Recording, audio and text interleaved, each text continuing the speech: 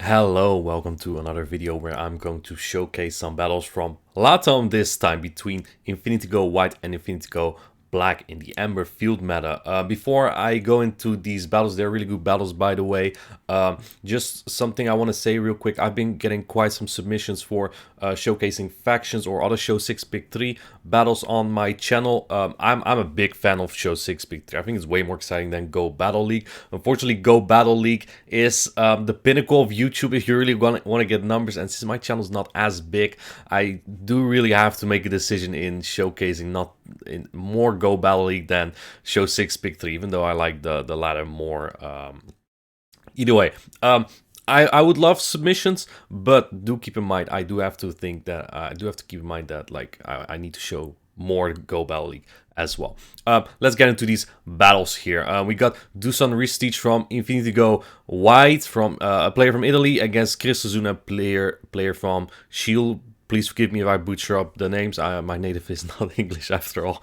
And this is Amber, so the teams are somewhat similar, usually. I mean, there is Poliwrath and Zard and Quillfish on both sides, and Piloswine, but there's also a little Marowak on Christosoon's side, and Electivire. Electivire has really interesting coverage with Wild Charge, Thunder Punch, Ice Punch, Flamethrower.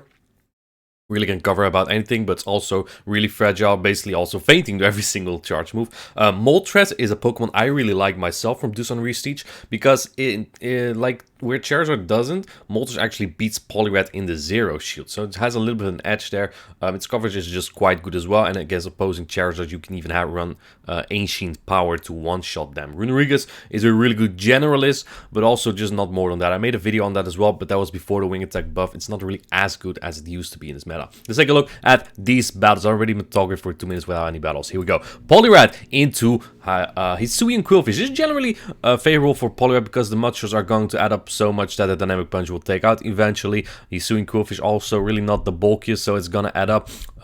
High play already there from Dusage, just waiting half a turn there, but you do need to be careful because if the Quillfish threw a Shadow Ball there, or their charge move, they actually maybe they were one-off, maybe I'm wrong, but either way, let's say they were their move, you wait there, and they throw their move, you miss a Mudshrow there, but I think he threw at 7 instead of whereas Quillfish gets there at 8.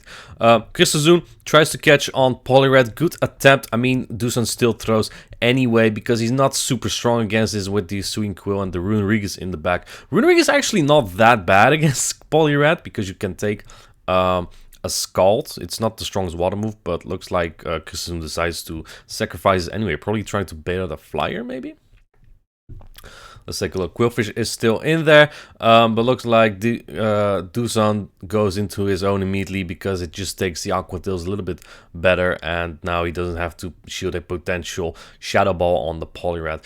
Opposing Quillfish is not in Aqua Tail range just yet. It does about a little bit, like 30%, as we can see here.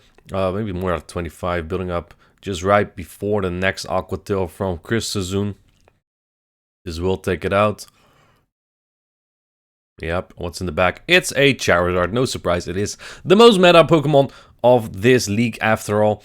And wow, no shielding there actually. That does a ton of damage, and Poison Jabs add up as well. That's what makes Quillfish so good in this meta, just the Poison Jab pressure. And at this point, Dusan doesn't even throw a move anymore, and that's already one game won there. So Runerigus is not doing as much there, but basically the Poliwrath pressure really adds up if you don't have the right answer. That's something I myself struggled a lot with. If you don't get your Poliwrath answers or the Pokemon that you want to answer Poliwrath in the right spot, it just becomes really difficult because Poliwrath with energy basically gets shields from anything, and it kind of becomes difficult and an energy disadvantage. So tough battle there for Christozoon, well played by Dusan there. Let's take a look at game number 2. Piloswine into Charizard. This is I would say neutral. If you go straight Blast Burn as a Charizard, you lose this, so I think you need one bait only here as Charizard to win this battle, because then you outpace to your Blastburst if you get one Drank Claw bait.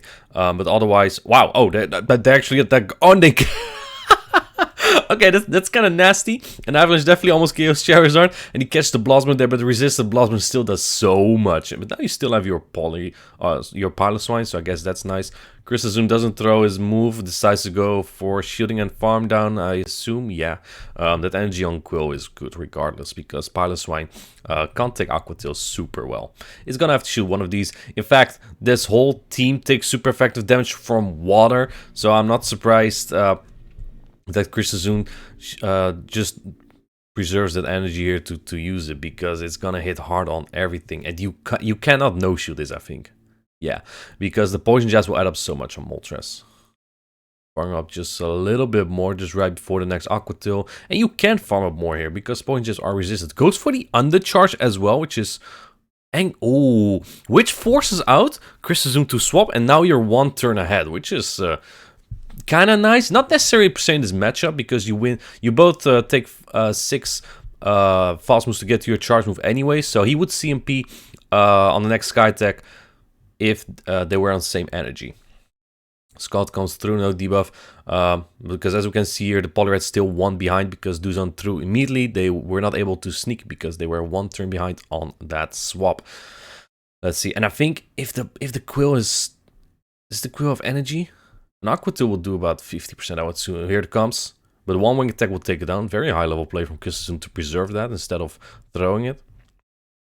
Won't take it out just yet, and then the Charizard comes in and goes down by one wing attack. Very, very well played there. Another very, very nice catch there. Charizard really didn't do much. Basically was a catch, but Kristazoon's line just again didn't really line up well against the Piloswine, because ideally you want Piloswine on the Poliwrath, but because you swap in your Quill, the Poliwrath comes back into, or sorry, the Piloswine comes back into the Quill, and your Poliwrath is then stuck against the Moltres. So put Kristazoon in a pretty difficult spot, and well played by Dusan. Just basically sacrificing Charizard, despite it being usually one of the best mons. Let's see, Poliwrath into Poliwrath. We also haven't seen any Electivire yet from Kristazoon, so I guess Dusan just feels very safe bringing that water-fire combination, but I believe this time we didn't see any fires. Yeah, we don't see any fires in the back this time. In comes first Dynamic Punch. Usually Shiny wins CMP. Look at Dusan waiting half a turn again, just right before the next Dynamic Punch. Doesn't get shielded. Who wins CMP? Oh, he actually catches on Runerigus, which is kind of gross, but Poliwrath will get to a Scald if it wants to. But instead, in comes Quillfish. Now, if you saw my Runerigus video in this for this meta, is actually not a bad matchup because poison jabs are double resisted. You see that Sand Tomb plus the Shadow Claws will add up eventually, and this Aqua Tail is super effective, but you need to throw two. Oh, this is Shadow Ball actually. Okay, yeah, Shadow Ball takes it out. Usually, if people don't know the matchup as well, they might go for Aqua Tail there. That would not take it out. But yeah, if Quill goes for Shadow Ball there and it goes unshielded, then it's not bad. But like shields up, Runerigus doesn't do bad against the Hisui and Quillfish. Alright, Aqua Tail comes in. We'll take out opposing Quillfish here. Let's see what is in the back here. Pulse Jump. Pulse Jump. Waiting. Oh, it's actually the Vire. This is not bad for Deuce. Oh, tries to catch. Oh, that's a great attempt from Kristazoon. Not only trying to catch, but also build up a little bit of energy already on the Electivire. Catch would have been nice, but unfortunately it doesn't help him as much here. This Electivire is going to take quite some poison jab damage, but it's gonna get that farm down. It's not great for the Poliwrath, but the Poliwrath has super effective mud shots, and as crazy as it sounds, it's actually gonna add up a little bit. Let's see. Shield. You do shoot this? He does not shoot this. Okay, Ice Punch. Yes, he does have a lot of energy here already. I think you could have shoot that through the Aqua Tail, but I think this might work as well because the Electivire just has to get to so many moves, and Poliwrath charges quite fast here, so he gets to another Scald here. I heckin' love Poliwrath. It just looks so cool. Just ready for battle and wins that battle. That's 3-0, 2-shoot flex as well. Very well played by Dusan there. Thank you, Dusan, for submitting these battles. I think they were really good. We're not gonna have much of Ember anymore. Personally curious to see what comes next. For factions, but we'll have some Naiad in the future, maybe. Thank you for watching. Hope you liked the video. See you in the next one. Bye.